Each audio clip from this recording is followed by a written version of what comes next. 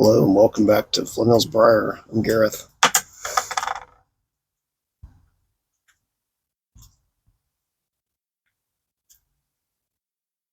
I figured I'd record one of these short little, just hanging out in the porch, smoking a pipe type videos. Haven't done one for a good little while. I'm out here enjoying some GLP's Quiet Nights. First bowl I've had of it. Having it in this Richmond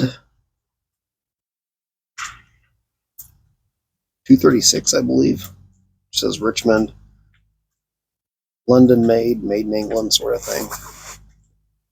State pipe I got a little while back, last month.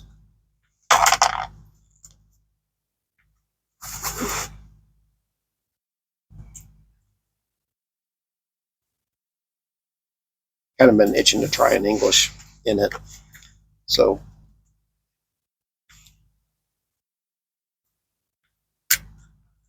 when I saw Pat, the Paladin Piper's video here recently where he's talking about how he thought that English is smoked quite well in bulldogs, that kind of gave me the prompting just to go ahead and do it.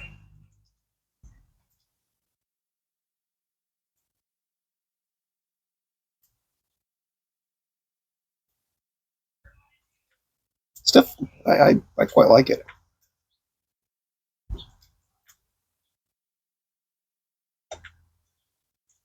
It's a little bit lighter on the kind of Latakia Oriental creaminess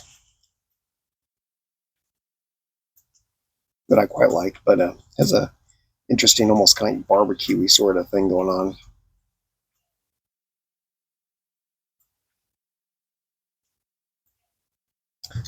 But had the day off today.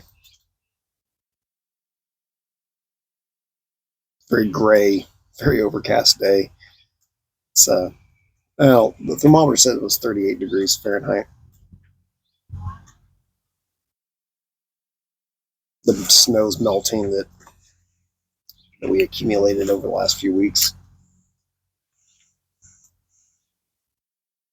It's been melting since Sunday. This is Wednesday.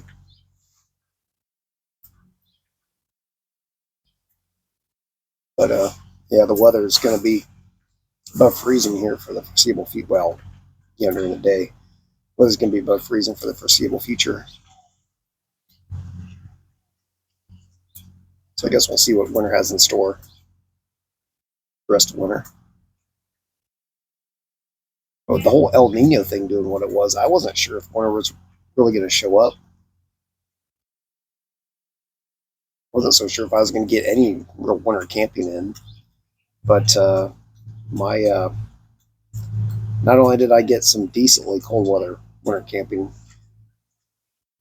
done, I was able to go out when it was below zero, which hadn't happened for quite a while.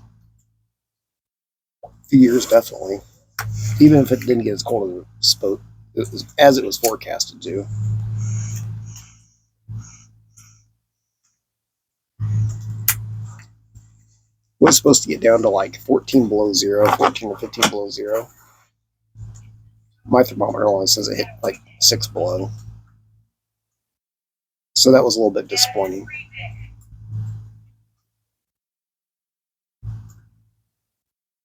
But anyway, I'm not going to complain. I didn't think anything remotely close to that was going to happen this winter. Even when it gets below zero, I can't always necessarily go out camping in it because it happens during the middle of the week, or well, basically that's around a weekend that I'm not on call or don't have anything else going on. This year worked out perfectly. So yeah, I got some good winter camping done.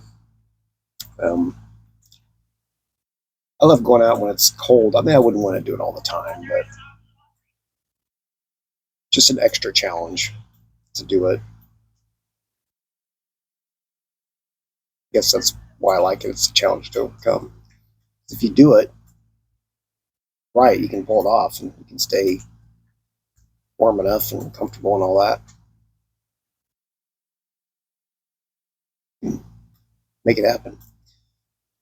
But yeah, the weather's turned, which I'm glad because at home the heat pump runs constantly and it cannot keep up when it's that cold. Even with the electric heating, kind of like emergency heater thing going, it does not keep up. So fortunately, heat pumps have an easier time of it now.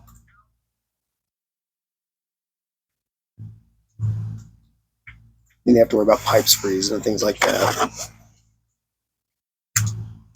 But yeah, here at the end of the week for my birthday, my wonderful wife,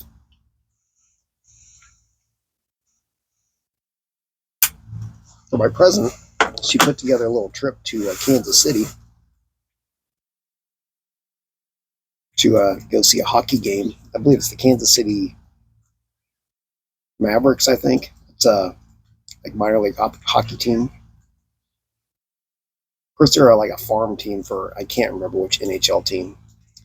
Um, the more local team is the Wichita Thunder, which we saw Thunder versus Monarchs game last year for my birthday. It was a lot of fun. I mean, I guess if anything, I'd say I'm a Thunder fan, but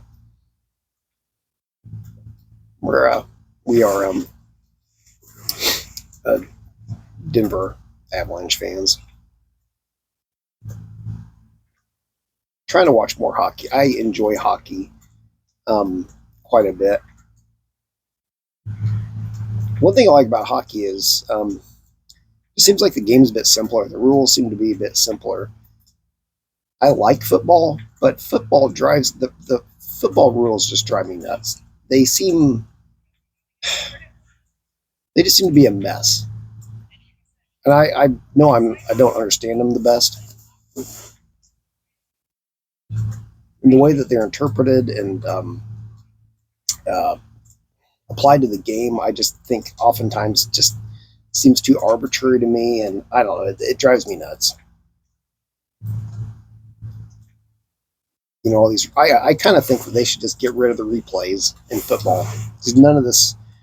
You know, looking at the video playback and reevaluating calls. I kind of think they should just do away with that. Just wherever the call on the field is, just go with it. But even that wouldn't solve the whole goofy interpretation of the rules, at least as I see it.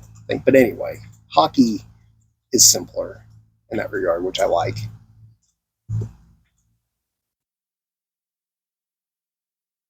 There's more action, obviously.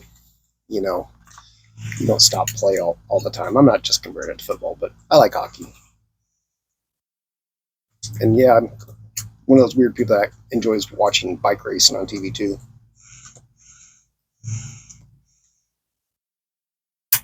Like the Tour de France and some of the one day classics. I always try to watch Paris-Roubaix every year in April. Try to watch it live if I can. If I'm There's been some times where I had to work or something, but get up at like 4 o'clock in the morning or whatever, watch it live because over in France they started at like I don't know 1 o'clock in the afternoon, something like that.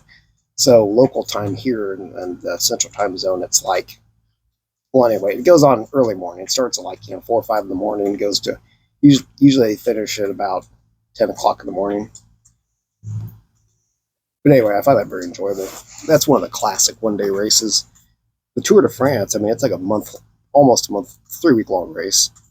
There's a lot that goes on with that. The stages are all different. There's kind of different things going on with each stage. There's different riders and different teams are kind of riding for different objectives on different, just any given day, and kind of overall with the race too. So it's interesting how all that stuff plays out.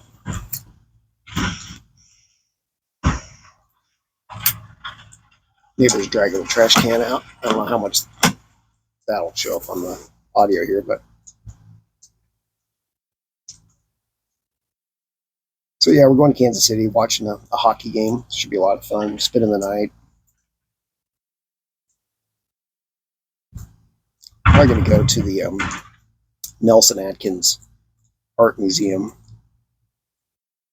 Alicia's never been there. I have, oh, at least three or so times, but it's been over 20 years since I've been there. That should be interesting. Might hit up one of the barbecue places. As far as I can tell, what's considered nowadays to be the best Kansas City barbecue restaurant, I think it's called Joe's. It's in a gas station, of all places.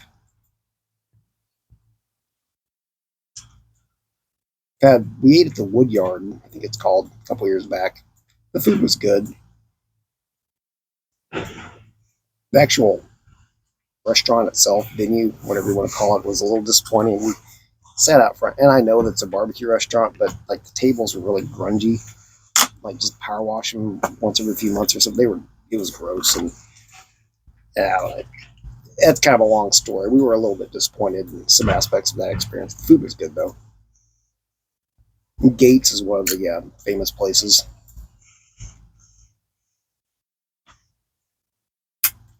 But they some of the reviews for Gates, the Gates restaurants, I don't know, it kind of made it sound like going to some other place might be better. But anyway, I've eaten at a number of different barbecue restaurants in Kansas City. Been to Joe's once upon a time. My sister took me there when she was living in Kansas City while she was going to med school.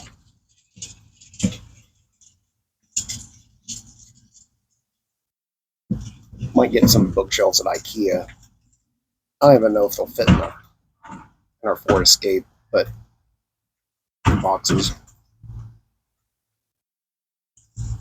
But I really need some bookshelves bad. I mean, if you can't tell, I'm kind of a book collector, and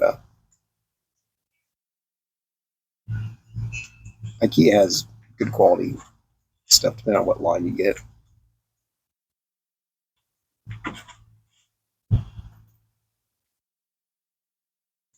Yeah, should be a good weekend. But I'll draw this to a close. I've rambled on a good little while here, but it's quite nice. Some good stuff. I don't feel that's very enjoyable. I mean, I think I like this. I want to say a good bit better than a Gaslight.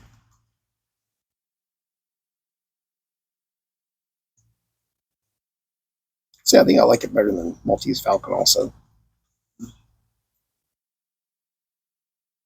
I like Maltese Falcon. Gaslight. I guess I want to say I like it.